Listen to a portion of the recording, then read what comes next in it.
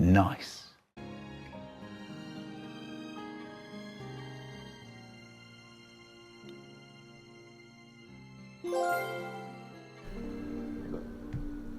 Hey, what's up, you guys? Good to be back. It's good to be back once again.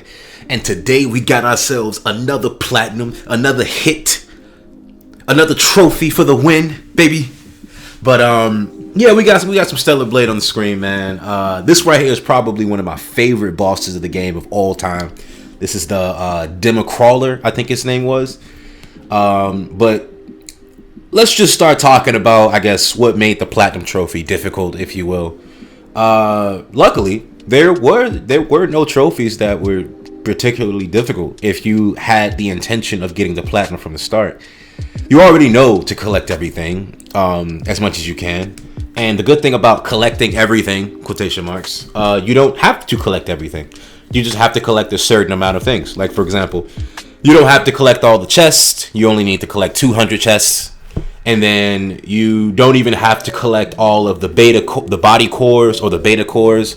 You can go into New Game Plus and get it that way. They made the trophies like kind of easily accessible to get. They didn't try to be too strict with how you can acquire them. As far as the story, I think that the story is actually is very unpredictable. I can say that right now. I didn't know what they were trying to do with Adam and Eve and Lilith. I didn't know exactly what the motive or the premise of that kind of thing was. I'm not gonna spoil too much, just in case people didn't beat the game. But if you know anything about Adam and Eve and as well as Lilith, they kind of follow that same narrative in a way. Eve being the main character here, and Adam being your helper / the person who was really doing some things. But I'm not gonna say it just in case people don't want to get spoiled once again. I really enjoyed the story from start to finish. I was not bored at any point. I was kind of intrigued because they kind of got to the point, like right off the bat. Like, let's say if you only focus on the main story, you probably get about, I don't know, roughly 8 to 9 hours if you just fully watch the cutscenes and stuff. And they aren't like, trying to, I guess, reel you in and then kind of like keep you, keep this tension about you. Well, I forgot what it's called, but it's like the anticipation of what's gonna come. They kind of like it's a nice roller coaster that really gets to the point. And I love how they carried this game. Obviously, the meat and potatoes, not the one in Eve's thighs and stuff like that. That's not what I'm talking about. But the meat and potatoes, which is the combat. The combat was actually extremely satisfying, bro. I'm not gonna kid you.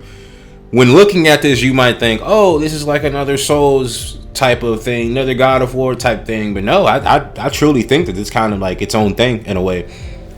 They took elements from just basic hack and slash games, and it has everything a hack and slash would have, like as far as rage mode, blocks, parries, dodges, ultimate move, combo attacks, charge attacks, stuff like that. It has everything in this game.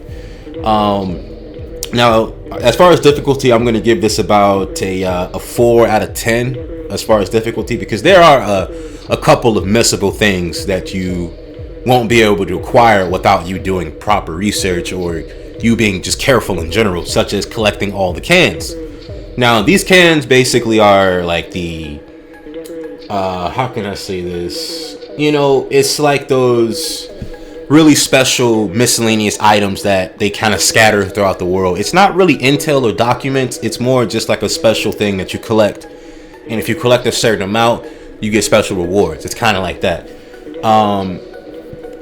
Luckily from the start, I was just like, okay, as soon as I got my first can and I saw I had to collect 49 of them, I was like, all right, it's time to get to work. It's time to pay attention to where these are. So I immediately upgraded my scan effect so that I can see and be aware of when I'm close to a can. As far as the skills go, the skills are really branched out, like as you can see on the screen right now I'm about to put up.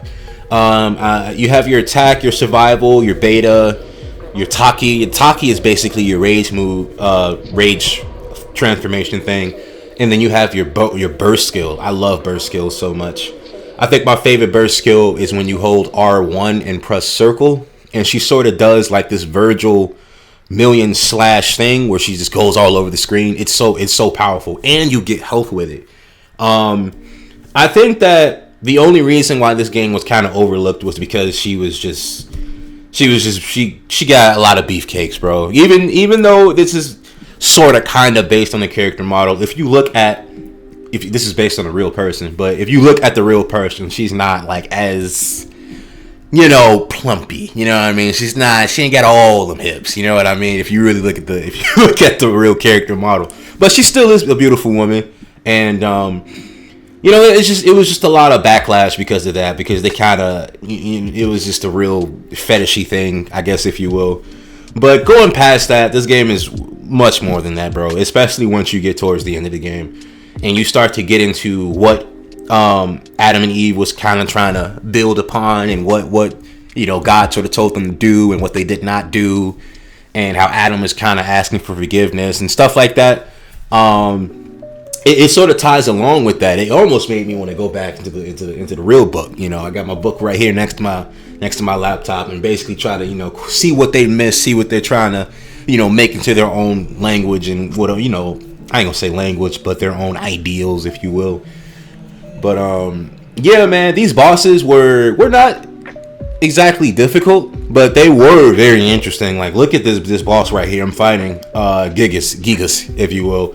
He wasn't too hard, but he was like the first real main boss the second real main boss that you go against, and also probably the first aggressive boss that you really go against. You had a couple mini bosses here and there, but you know, at the end of the day, I think that these designs of these bosses were really, really interesting, man. I want to give this game about a solid 9 out of 10. While playing through it, I had my mind set on 8. But though that final section, that final arc of this game blew my mind away. Bumped it up to a 9 right away. And then the music doesn't make it any better. The music is so it ranges from like K-pop to opera or orchestra to like techno or, you know, glitch hop type of thing. And the vibe is real nice, and I think a lot of people will definitely dig the music. It really sets the vibe and the tone of the game. The voice acting was pretty solid too. For some reason, roughly everyone is like has British accents, but I know it's all right. But yeah, man, that's all I really wanted to talk about today. I wanted to bring up my platinum journey. If you guys did join the stream, get ready for Valentine's Day or the 15th of February. We're going to be streaming and talk about Ninja Gaiden Black 2, playing that through, and it's going to be a great time. But, you know, make sure you like, comment, and subscribe, and peace out. See you guys later.